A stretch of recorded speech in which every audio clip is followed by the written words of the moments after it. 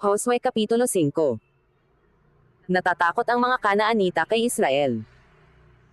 At nangyari, nang mabalitaan ng lahat ng mga hari ng mga Amorreo na nasa dako roon ng Jordan sa dakong kalunuran, at ng lahat ng mga hari ng mga Kananeo, na nangasa tabi ng dagat, kung paanong tinuyo ng Panginoon ang tubig ng Jordan sa harap ng mga anak ni Israel, hanggang sa kami ay nangakatawid, na nanglumo ang kanilang puso, at sila'y nawala ng loob dahil sa mga anak ni Israel.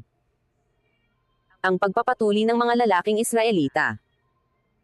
Nang panahong yaon ay sinabi ng Panginoon kay Josue, gumawa ka ng mga sandang na pinki ang bato at tuliin mo uli na ikalawa ang mga anak ni Israel.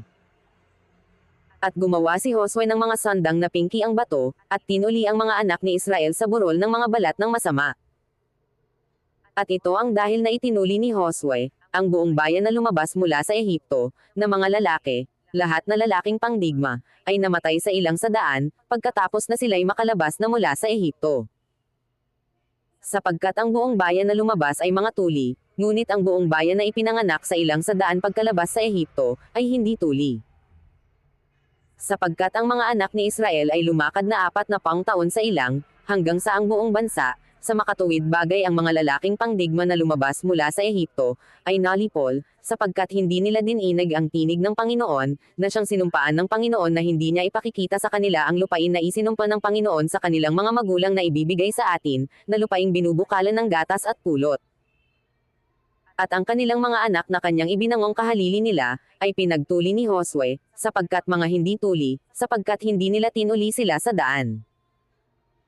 At nangyari ng kanilang matuli ang buong bansa, na tumahan sila sa kanilang mga dako sa kampamento hanggang sa sila'y magsigaling. At sinabi ng Panginoon kay Josue, sa araw na ito ay inalis ko sa inyo ang pagduste ng Ehipto, kaya't ang pangalan ng dakong yaon ay tinawag na Gilgal hanggang sa araw na ito. Ang pagdiriwang ng Paskwa. At ang mga anak ni Israel ay humantong sa Gilgal, at kanilang ipinagdiwang ang Pasko ng 14 na araw ng buwan sa kinahapunan sa mga kapatagan ng Jericho. At sila'y kumain ng imbak na trigo ng lupain sa kinabukasan pagkatapos ng Pasko, ng mga tinapay na walang lebadura, at ng sinangag na trigo, sa araw ding yaon. Huminto ang mana. At ang mana ay nagal-ikat ng kinabukasan, pagkatapos na sila'y makakain ng imbak na trigo ng lupain, at hindi naman nagkaroon pa ng mana ang mga anak ni Israel, kundi sila'y kumain ng bunga ng lupain ng Canaan ng taong yaon. Ang commander ng hukbo ng Panginoon ay nagpakita kay Josue. At nangyari, nang si Josue ay malapit sa Jericho, na kanyang itiningin ang kanyang mga mata at tumingin, at, narito, nakatayo ang isang lalaki sa tapat niya na may kanyang tibak sa kanyang kamay na bunot, at si Josue ay naparoon sa kanya, at sinabi sa kanya, ikaw ba'y sa amin, o sa aming mga kaaway? At kanyang sinabi, hindi, kundi ako'y naparito ng parang prinsipe ng hukbo ng Panginoon, at si Josue ay nagpatira pa sa lupa at sumamba, at nagsabi sa kanya, anong sabi ng aking Panginoon sa kanyang lingkod? At sinabi ng prinsipe ng hukbo ng Panginoon kay Josue, habarin mo ang iyong panyapak sa iyong paa, sapagkat ang dakong iyong kinatatayuan ay banal, at ginawang gayon ni Josue. Josue Kapitulo 6. Ang tagumpay sa Jericho. Ang Jericho nga ay lubos na nakukubkob dahil sa mga anak ni Israel, walang nakalalabas, at walang nakapapasok.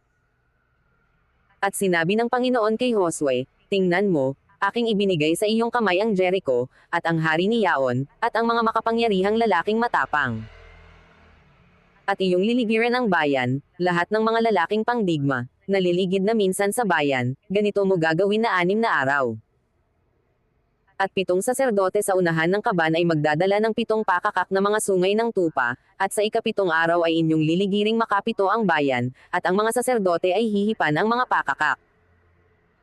At mangyayari, na pagkahinaipan nila ng matagal ang sungay ng tupa, at pagka inyong narinig ang tunog ng pakakak, ay hihiyo ng malakas ang buong bayan, at ang kuta ng bayan ay guguho, at ang bayan ay sasampa ang bawat isa'y tapatan sa harap niya. At tinawag ni Josue na anak ni Nun ang mga saserdote, at sinabi sa kanila, buhatin ninyo ang kaban ng tipan, at magdala ang 7 saserdote ng 7 pakakak na mga sungay ng tupa sa unahan ng kaban ng Panginoon. At kanyang sinabi sa bayan, magpauna kayo, at ligiran ninyo ang bayan, at papagpaunahin ninyo ang mga lalaking may sandata sa unahan ng kaban ng Panginoon.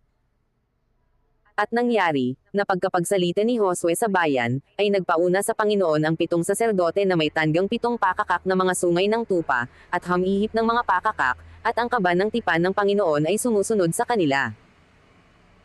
At ang mga lalaking may sandata ay nagpauna sa mga saserdote na humihihip ng mga pakakak, at ang bantay likod ay sumusunod sa kaban, na ang mga saserdote ay hamihip ng mga pakakak habang sila'y yumayaon. At iniutos ni Josue sa bayan, na sinasabi, huwag kayong hihiyo, ni huwag ninyong iparirinig ang inyong tinig, ni huwag magbubuka ang inyong bibig ng anumang salita, hanggang sa araw na aking sabihin kayo'y humiyaw, kung magkagayo'y hihiyo kayo.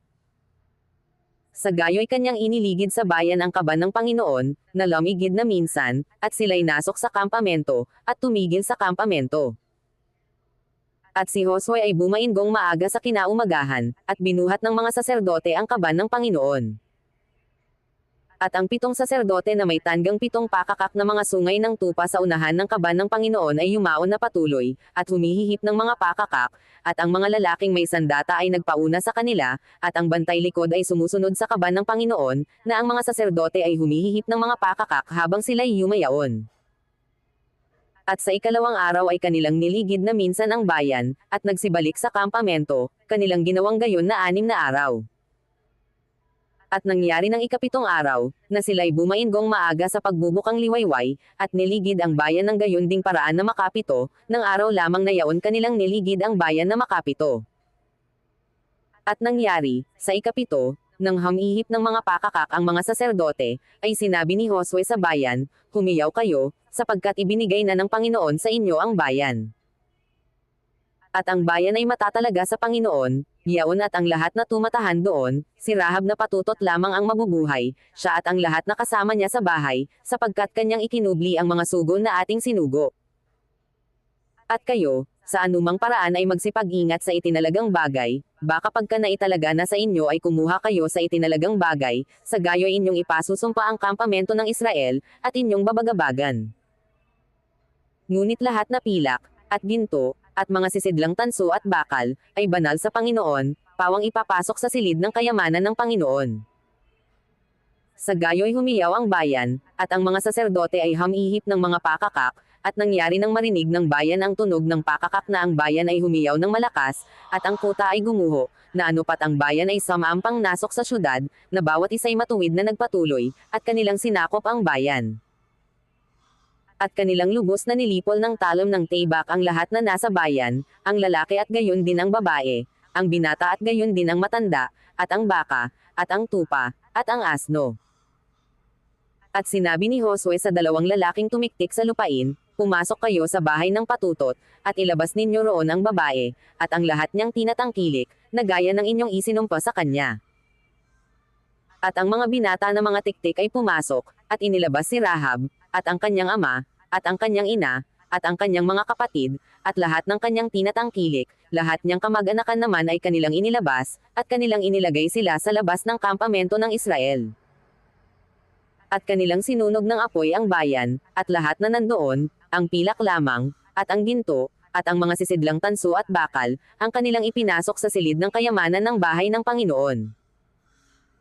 Ngunit si Rahab na patutot at ang sangbahayan ng kanyang ama, at ang lahat niyang tinatangkilik, ay iniligtas na buhay ni Josue, at siya'y tumahan sa gitna ng Israel, hanggang sa araw na ito, sapagkat kanyang ikinubli ang mga sugo na sinugo ni Josue upang tumiktik sa Jericho. At binilinan sila ni Josue sa pamamagitan ng sumpa ng panahong yaon, na sinasabi, sampin ang lalaki sa harap ng Panginoon, na magbangon at magtayo nitong bayan ng Jericho, kanyang inilagay ang tatagang baon ni Yaon sa kamatayan ng kanyang panganay, at kanyang itatayo ang mga pintuang bayan ni Yaon sa kamatayan ng kanyang bunso. Sa gayo'y ang Panginoon ay sumama kay Josue, at ang kanyang kabantugan ay lumaganap sa buong lupain.